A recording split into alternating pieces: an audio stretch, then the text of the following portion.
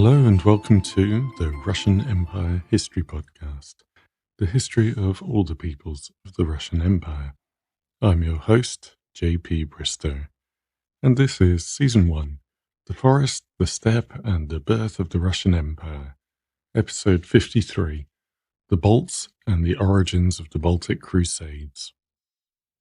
Before we begin, thank you to New Boyard Jack, and as always, a big thank you to everyone subscribing through Spotify or Apple Podcasts.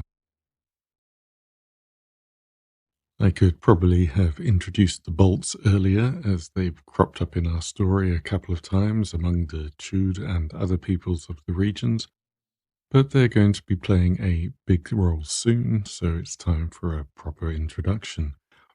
If all you know about the Balts is that Latvia and Lithuania, two countries with a combined population of less than 5 million, recovered their independence after the fall of the Soviet Union, the next few centuries of our narrative, with the Polish-Lithuanian Commonwealth as a colossus bestriding Eastern Europe, might surprise you. Let's also note at the outset that Latvia and Lithuania's neighbour, Estonia, often lumped in with them as the Baltic states, is not Balt other than in geography. The Estonians are a Finnic people and therefore not related to the Balts by origin or language. The Balts are an Indo-European group speaking languages from the Baltic group, which many linguists argue is itself part of the Balto-Slavic group. This means that Baltic and Slavic languages have certain features in common that are not found in other parts of the Indo-European family tree, which, the argument goes, shows that they must have had a common ancestor before diverging into the Baltic and Slavic language families sometime around 1400 BCE. This has been controversial, especially in the light of the modern history of the Baltic states, and some scholars have and continue to argue that points of commonality among Baltic and Slavic languages are due to centuries of contact, not shared origins. The Baltic group is traditionally divided into East and West branches. The East branch includes Latvian and Lithuanian, as well as Latgalian and Samogitian. The other languages in the group died out as their speakers were assimilated with Latvians and Lithuanians. The West Branch includes Old Prussian, Sudovian, Galindian, and some others of debatable attribution, which are all now extinct, and we'll be looking at some of the reasons why. The two branches probably split around the 3rd to 4th century BCE as part of wider differences developing between East and West Balts, with different ceramics, burial customs, and other features.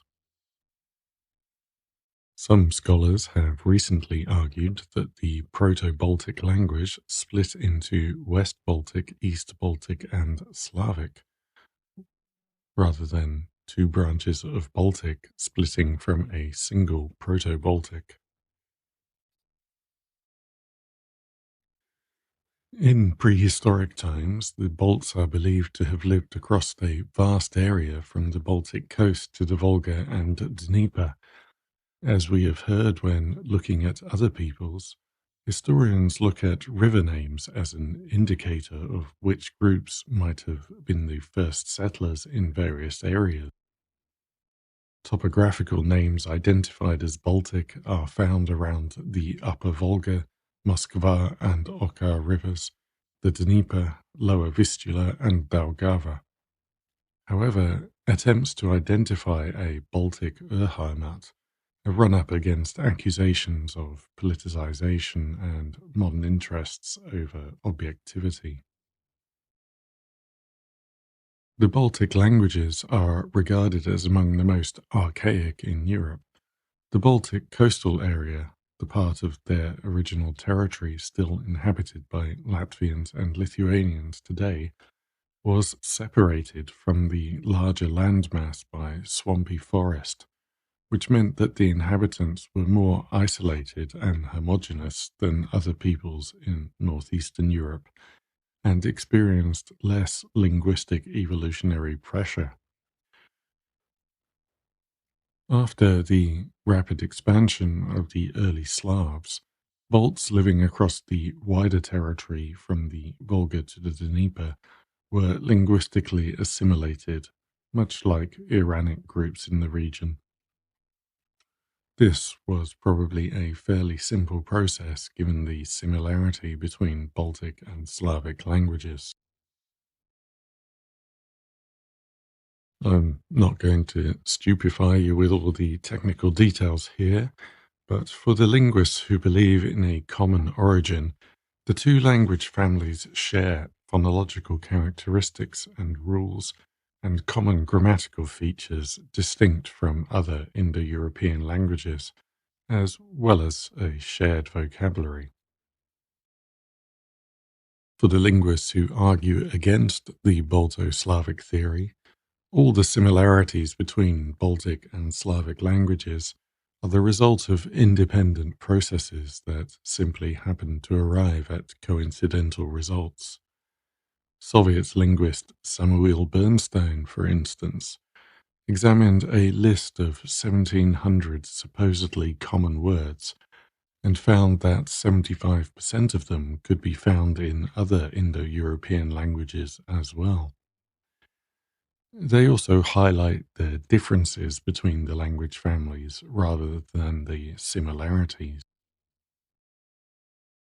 The Balts began moving northwards and westwards under pressure from other groups in the east. They reached the coast of the Baltic Sea by the 5th century CE. In case you are wondering, the sea didn't acquire the name Baltic until centuries later.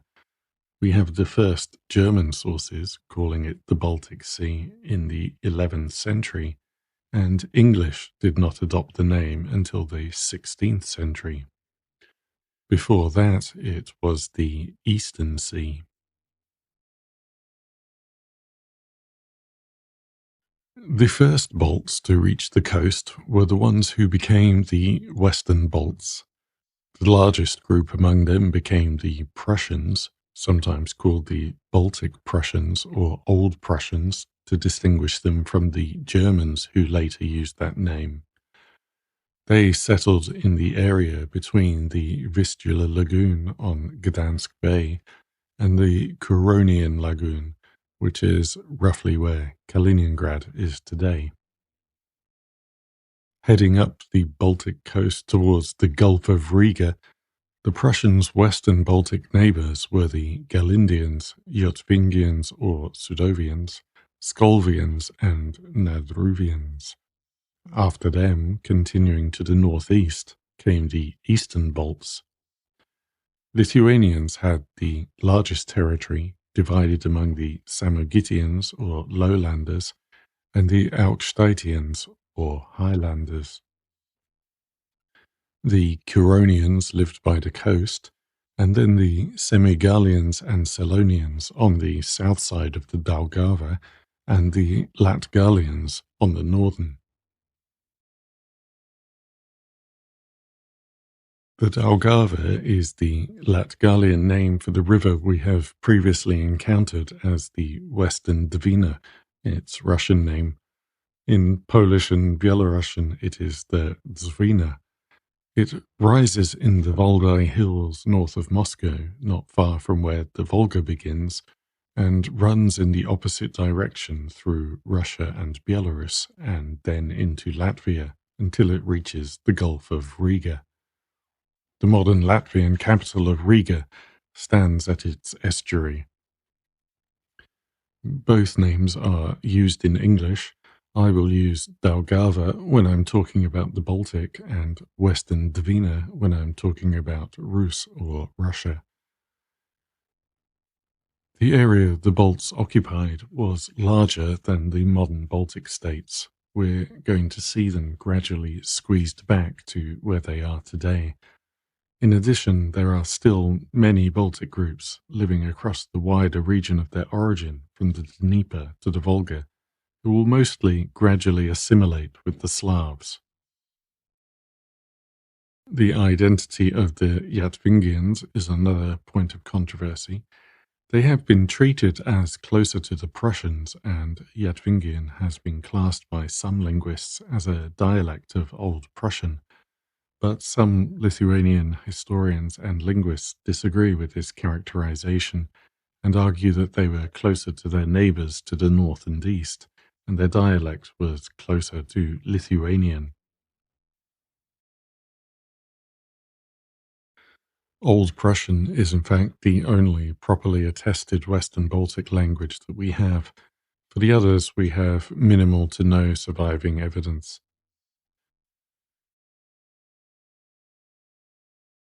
We have a bit more information about the Curonians, who reached the Baltic coast around the 5th century and were involved in the ethnogenesis of both Latvians and Lithuanians. Like other Baltic groups, the lack of sources on their language means that there are arguments over whether they were in the Eastern or Western Baltic group.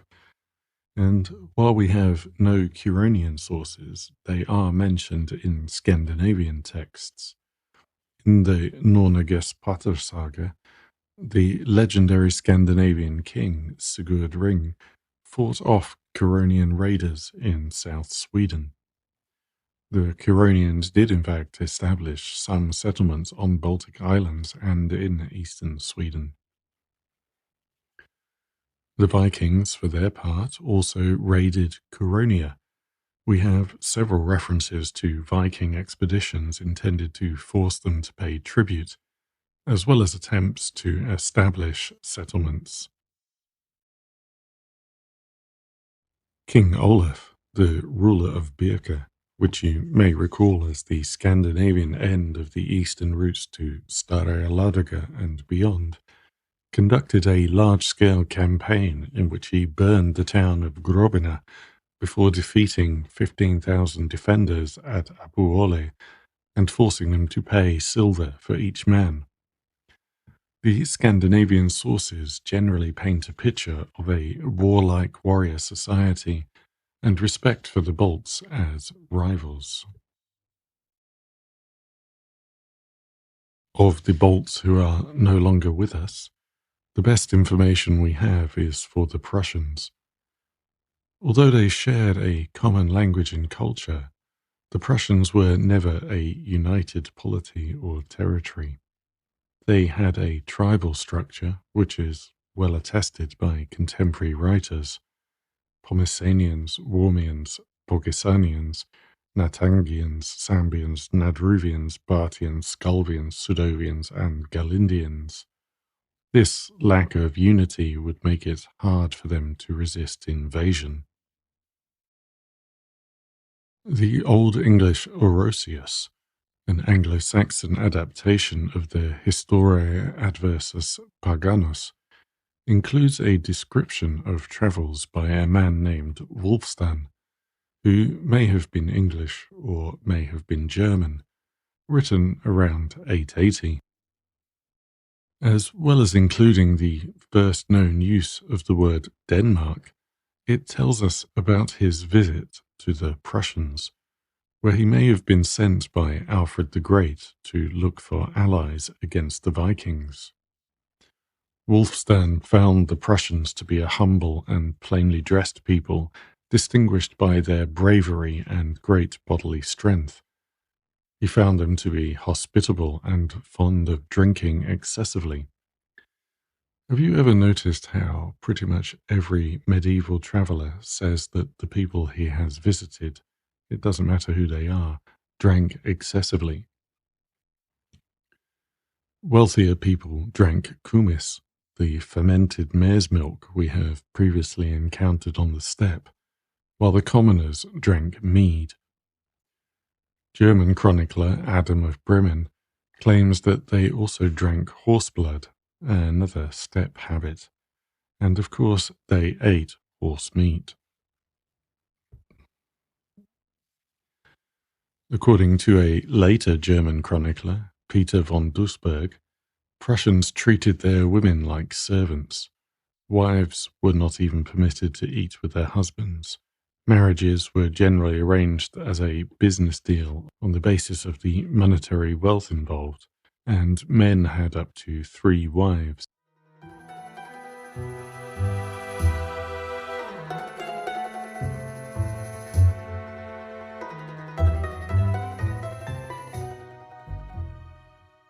For reasons that will become clear as we continue, we know very little about the life of the early Balts.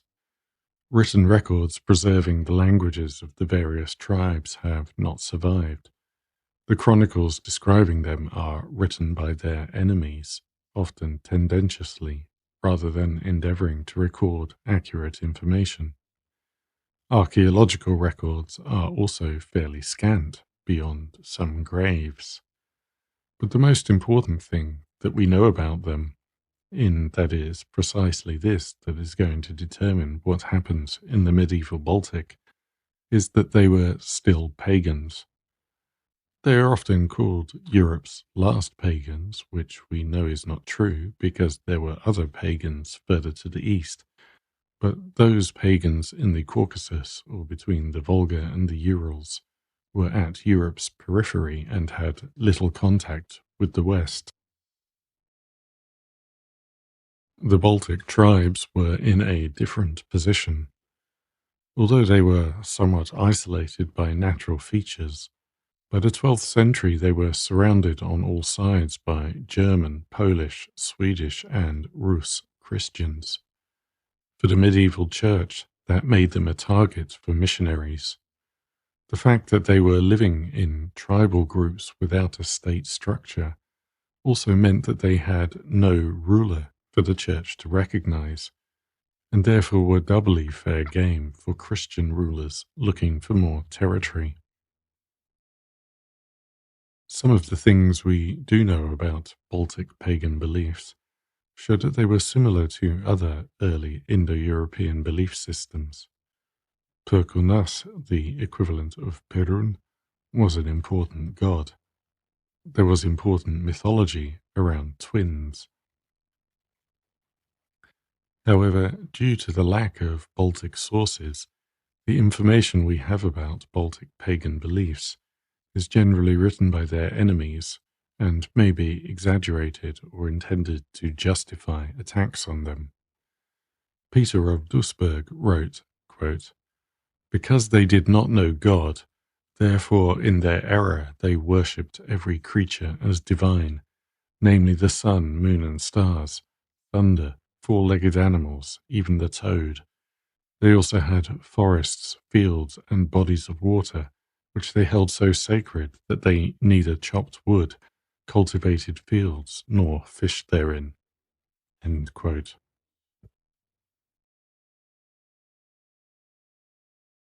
The sacred forests and fields bit is something that we do know more about because the belief in sacred trees and groves survived well into the Christian age and even to some extent to this day. Sacred trees could represent a variety of things: gods, family, or ancestors. The oak tree, as in other Eastern European cultures, was associated with the god of thunder, Perkunas, while the lime represented the goddess of fortune. In one folktale, Egle, the queen of grass snakes, is turned into a fir tree, while her sons become an oak, a birch, and an ash, and her daughter becomes an aspen. Her husband remains a grass snake. Scholars have been arguing about what this story might mean for a couple of centuries.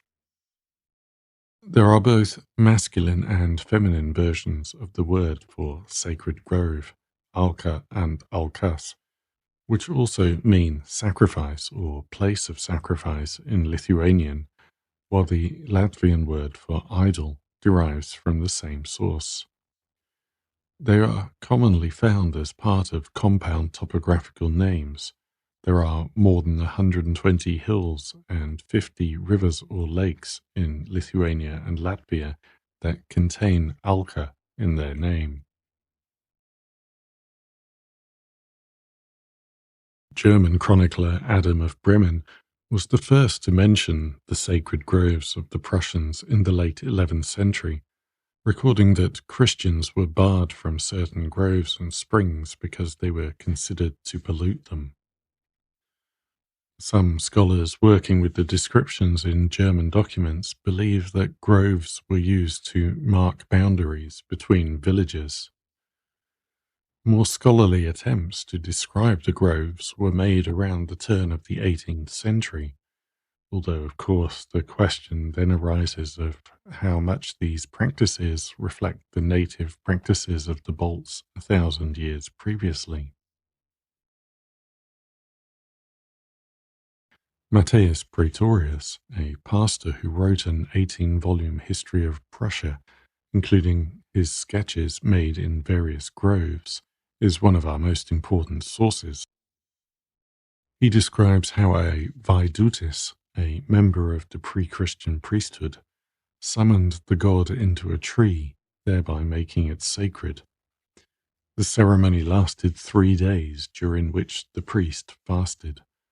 The priest would stain the trunk with either his own or a child's blood, and a sacrifice would be made under the tree. It then became sacred, and a festival would be held nearby. Sometimes features of the trees would have special characteristics. Praetorius sketched how a cut tree was laid against an oak as a kind of natural ladder. A person who was suffering from some kind of illness would climb the ladder to pass through a loop formed by the oak tree's branches, hoping to receive healing. Trees that formed these kind of portals by trunks or branches coming together were especially valued. The groves themselves could also be portals, depending on the gods with which they were associated. Some groves represented a pathway to another world, not just the afterlife, but also to the home of the devil or Velnias. Trees could trap the souls of people who were executed or died in accidents. In modern Lithuania, which is predominantly Catholic, not Orthodox, small wooden chapels with crosses or figurines of Mary, Jesus, or saints have been built in the groves. The groves then become accepted as an appropriate place for making certain oaths and seasonal prayers, such as commemorating the dead in the autumn. Trees that grew next to churches or graveyards also became recognized as sacred and could not be cut down.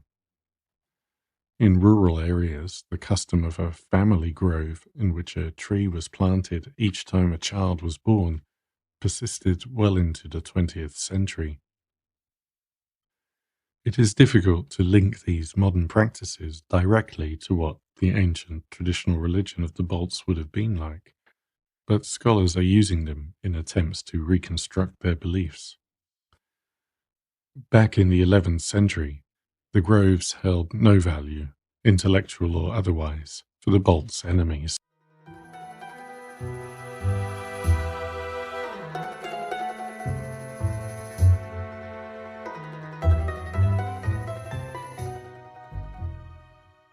Attempts were made to convert or conquer the Balts.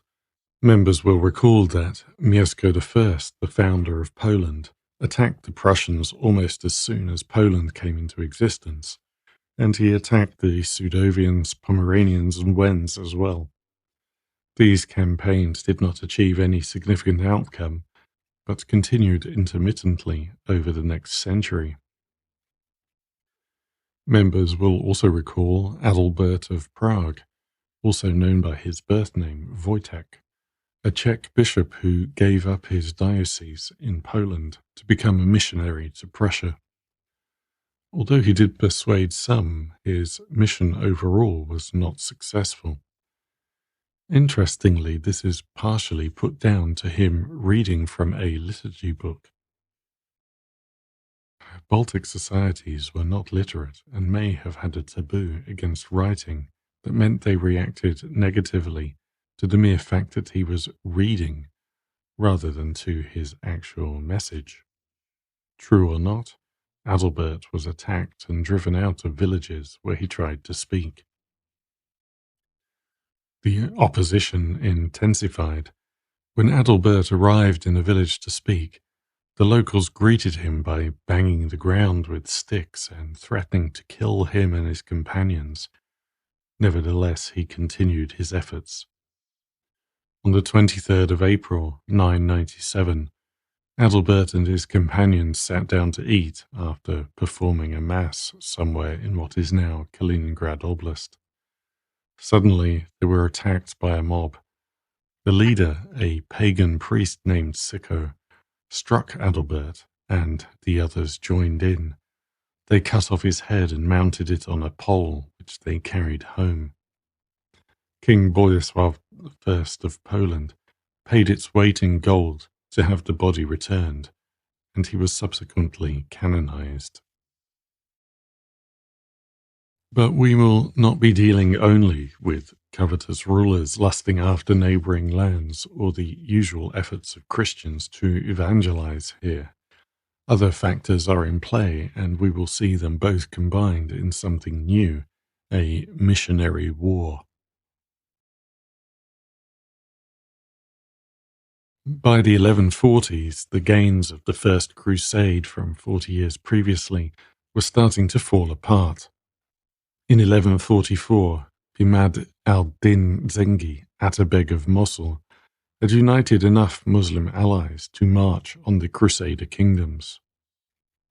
He laid siege to Edessa and entered the city on December 24th. By the 5th of January 1145, the Crusader county of Edessa had fallen. For Christian Europe, the news was a bombshell. It meant that the tide had turned. Muslims were once again attacking the Holy Land, a Holy Land that was now, since most of the Crusaders had gone home years earlier, forced to rely on unreliable Turcopoles or Syrians for its defense. The lack of unity in the neighboring Muslim states had reduced the threat, but if they were now able to consolidate their forces, the entire Crusader project was at risk. For the Pope, Eugenius III, the answer was obvious. There must be a new crusade. If tens of thousands of European warriors answered the call as they had done 50 years before, the Muslims would surely not only be defeated, but thrown back further. On the 1st of December 1145, the Pope issued the Quantum Praedecesoris, calling on the nobles of Italy and France to equal their ancestors' performance in the First Crusade. The response was not massively enthusiastic. Most of Europe in this era was as racked by civil war as Rus was, with rival families working out a reliable system of succession by force. This was also a concern for the Pope, since as far as the Church was concerned, the idea of Christians going to war with Christians was difficult to reconcile with Church doctrine. It was much better for Christians to be fighting unbelievers than each other. Saint Bernard of Clairvaux, co-founder of the Knights Templar, was appointed to lead the promotional campaign, and he began with Louis VIII of France, the country that had sent the most crusaders the first time around. After a slow start and limited enthusiasm among the nobility, St. Bernard's preaching finally won over the public in Vézelay in Easter 1146, with so many responding to the call that he ran out of cloth crosses to hand to them and resorted to ripping up his own robes. But this success was still not enough. and Pope Eugenius sent Bernard to preach to the Germans, and especially to get Conrad III, the Holy Roman Emperor, to join the crusade. Bernard arrived at Conrad's court at Christmas 1146 and found Conrad receptive, but reluctant to commit. His dynasty, the Hohenstaufen, was in an on-off civil war with a major rival, the Welfs. His eldest son and heir, Henry Berengar, was only 10. Could Conrad really consider an extended absence and possible death in battle? But on the 28th of December, Bernard preached and Conrad took the cross, along with many of his leading nobles.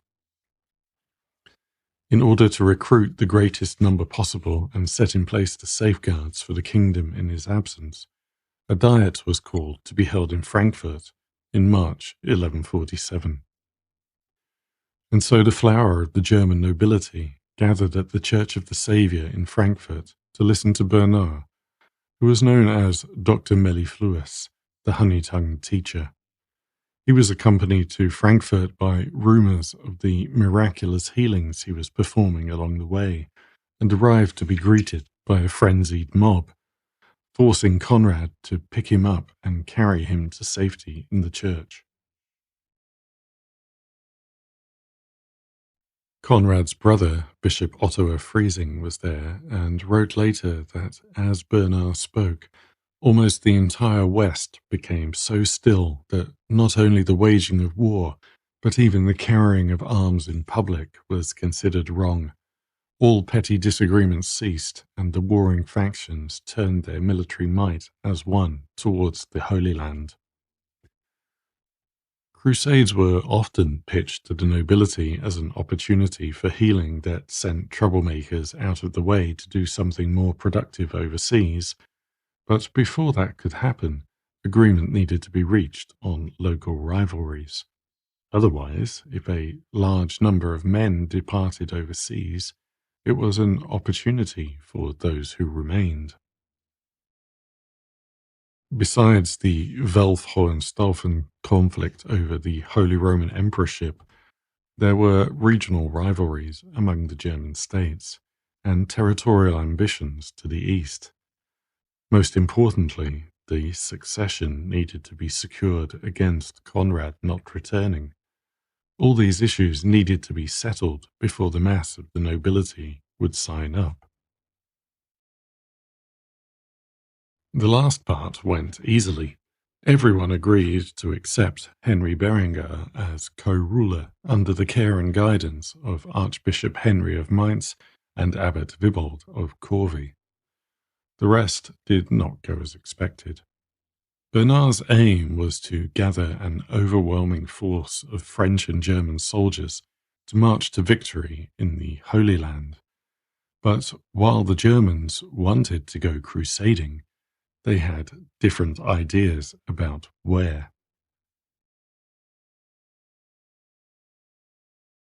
The Saxon nobility rejected a crusade to the Holy Land and demanded that the Pope bless their crusade against the pagans east of the Elbe, the people they called the Wends. Frustratingly for us, no one saw fit to record the discussions, the reasoning for the crusade, or their objectives. Were they advocating for conquest or for conversion? The situation was clearly different to the Crusades in the Holy Land. All we have is one of the participants later commenting that the initiators of the expedition deemed it advisable to design one part of the army for the eastern regions. It seems likely that the Saxon lords from the House of Welf, who had already been pushing for eastward expansion, were the instigators, and that the Hohenstaufens supported them to ensure that they would also get a share in any land acquisitions. Eventually, an agreement was reached. A major force led by Conrad would depart for the Holy Land, but another force would campaign northeast of Saxony.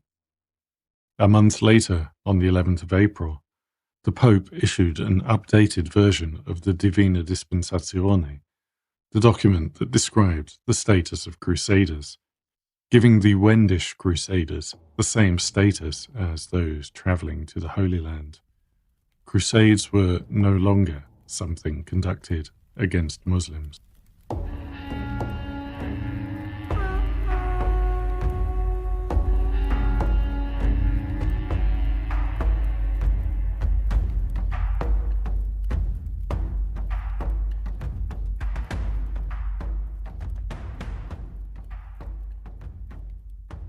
The problem was deciding what exactly the new crusade was supposed to do.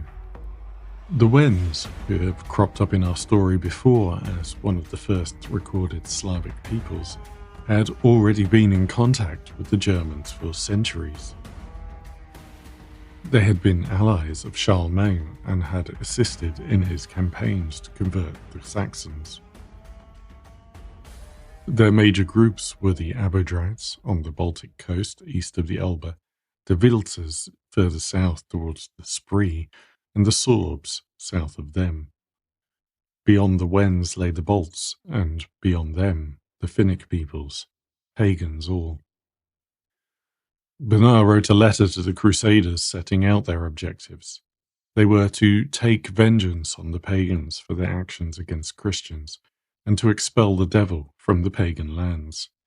They were not only to claim territory, they were to forcibly convert the people to Christianity. There was no ambiguity. Bernard wrote that the crusade would continue, quote, Donec auxilianti Deo autoritas ispi aut natio diliatur, until such time as by God's help they shall be either converted or exterminated. End quote. He emphasized that any volunteer who has not yet taken the cross for Jerusalem might know that they would obtain the same spiritual privileges by undertaking this expedition. He prohibited the making of any truce or settlement with the pagans. Their objective was total victory for the cross. Priests were ordered to read the letter throughout the land. The departure date was set for June 1147. The Wendish Crusade was not a great success. Niklot, Prince of the Abodrites, had been an ally of Count Adolf of Holstein. He heard of the crusade and wrote urgently to his ally. When he heard that Adolf had taken the cross, he replied to him saying he would no longer withhold the Slavs from attacks on the Germans. Before the crusade even began, he attacked the German town of Lübeck, a trading post founded with his agreement. On the 26th of June, while the Crusaders were still gathering, the Wends destroyed the merchant ships of Lübeck with their cargo and then pillaged the whole province, taking care to hit all the German settlers they could find. He then withdrew into his well-fortified city of Dobin. The Crusader army laid siege to Dobin and Demmin, another Abodrite town, but got nowhere. So they moved on to attack Stettin. The problem here was that Stettin was a Christian city. They sent their bishop out to negotiate with the Crusaders.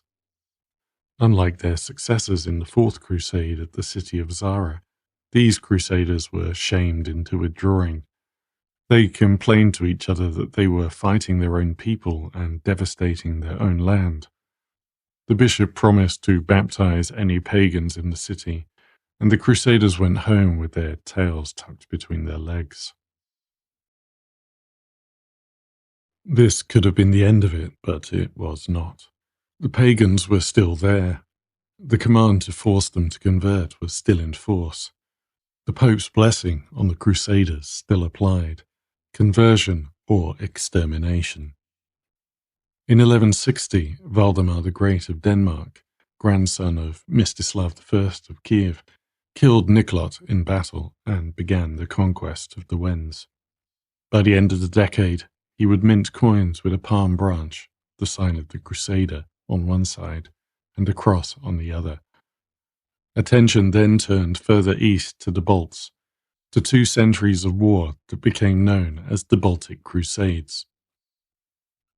Wars that are generally left out of the histories of the Crusades in the West, at least in Anglophone countries, even though the English, including Henry Bolingbroke, the future Henry IV, participated in them, but which will have a major impact on our story.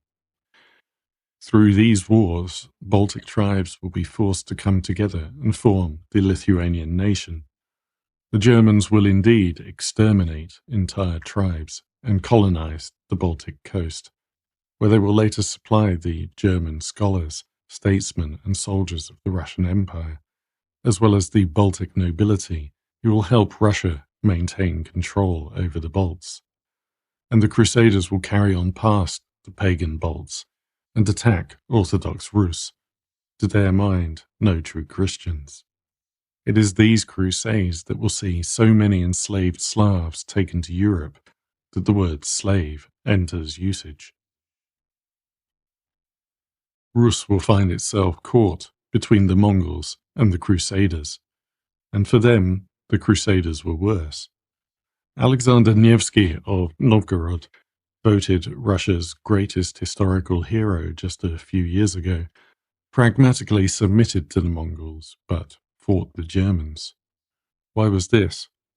Because as Orthodoxy increasingly became the core identity of the Rus, Ruthenians, Muscovites, and Russians, the Catholic Crusaders were an existential threat, but the Mongols, who tolerated religious difference, were not. Join me next episode as we return to Volga, Bulgaria, to catch up on what has been happening there over the last couple of centuries. Thank you for listening, and until next time, goodbye.